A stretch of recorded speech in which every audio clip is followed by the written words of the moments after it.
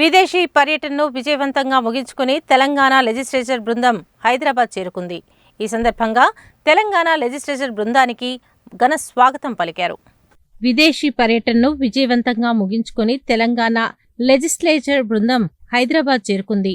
శంషాబాద్ అంతర్జాతీయ విమానాశ్రయం ద్వారా హైదరాబాద్ చేరుకున్న తెలంగాణ రాష్ట్ర శాసనమండలి చైర్మన్ గుత్తా సుఖేందర్ రెడ్డి, శాసనసభాపతి Gaddam Prasad Kumar, deputy chairman Banda Prakash Mudiraj, legislature secretary doctor V Narasimhacharyulu, అధికారులు, వ్యక్తిగత సిబ్బంది, అభిమానులు ఘనంగా స్వాగతం పలికారు.